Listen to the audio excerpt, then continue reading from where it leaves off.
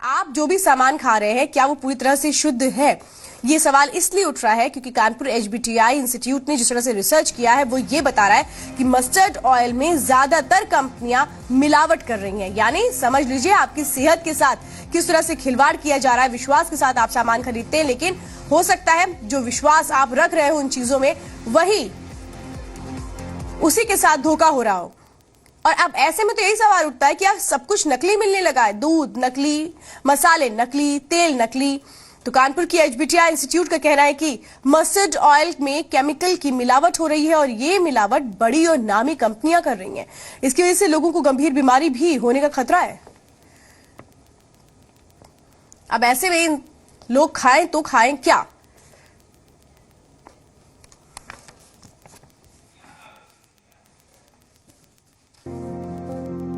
भारत में सरसों का तेल सदियों से खान पान में इस्तेमाल होता रहा है। माना जाता है कि इसके इस्तेमाल से शरीर मजबूत रहता है और प्रतिरोधक क्षमता विकसित होती है। लेकिन अब सरसों के तेल के नाम पर मिलावटी तेल बाजार में बेचा जा रहा है।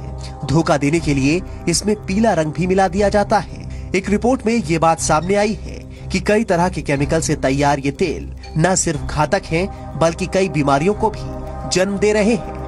कानपुर के HBTI लैब की रिसर्च के मुताबिक ये मिलावटी तेल शरीर की पाचन क्रिया में शामिल नहीं होते हैं और आंतों से होते हुए शरीर से बाहर निकल जाते हैं। बाजार में जो सरसों का तेल है उसमें बहुत मिलावट है, अतः उस पर हम लोगों ने एक अध्ययन किया है और उसी अध्ययन के अंतर्गत ये पाया गया है कि जो बाजार में साधारण तेल जो खुले हैं सब ब्रांडेड प्रोडक्ट मल्टीनेशनल्स के सब भारतीय उत्पादक करता है, उनमें बहुत मिलावट है। HBTI ने रिसर्च के लिए कई राज्यों से तेल के नमूने इकट्ठे किए। इनमें लोकल तेल से लेकर बड़ी कंपनियों के ब्रांडेड तेल भी शामिल थे। 8 महीने की रिसर्च से पता चला कि तेल में कुछ केमिकल तो मानक से 20 गुना अधिक मात्रा में मौजूद थे। रिसर्च से पहले भी ये साबित हो चुका है कि सरसों की जगह अर्जिमोन के इस्तेमाल से ड्रॉप्सी जैसी बीमारी हो सकती है। ये बिल्कुल जहर है क्योंकि इससे बहुत गंभीर रोग हो सकता है जिसे कहते हैं एपिडेमिक ड्रॉप्सी। ये एपिडेमिक ड्रॉप्सी बहुत खतरनाक बीमारी है। इसमें सूजन के अलावा जब ये पानी भरता है, ये पानी पूरे शरीर में फैलता है, फेफड़े तक पहुंच जाता है और फेफड़े से ये हार्ट तक में जोर डालता है और हार्ट में इतना प्रेशर डालता है, हार्ट फेलियर हो जाता है। इस रिपोर्ट के बाद केमिकल इंजीनियरों ने ऐसे तेल से होने वाली बीमारियों का पता लगाने के लिए मेडिकल बोर्ड गठित करने की सिफारिश की है।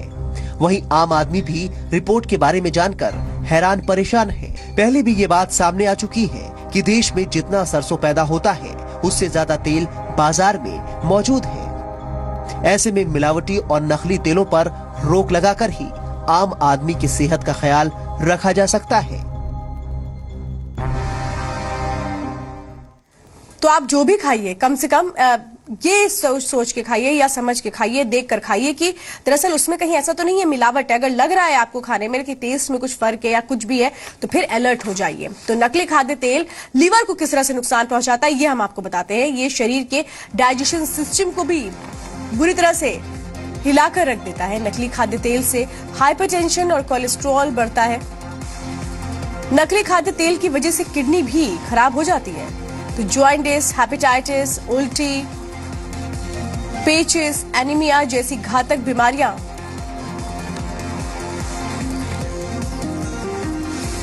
मिलावटी तेल से हो सकती हैं। यानी कि सीधा सीधा आपकी सेहत के साथ खिलवाड़ हो रहा है। तो चंद मुनाफे के लिए कैसे लोगों की सेहत के साथ खिलवाड़ कर रही हैं कंपनियां, लेकिन इन्हें क्या रोकने के लिए कोई नियम नहीं है? क्या इन पर सख्ती नहीं हो सकती? और इस तरह से हिम्मत कैसे हो जाती है मिलावटखोरों की मिलावट करने की? क्या कहीं ना कहीं सिस्टम की खामी इसमें नजर आती है?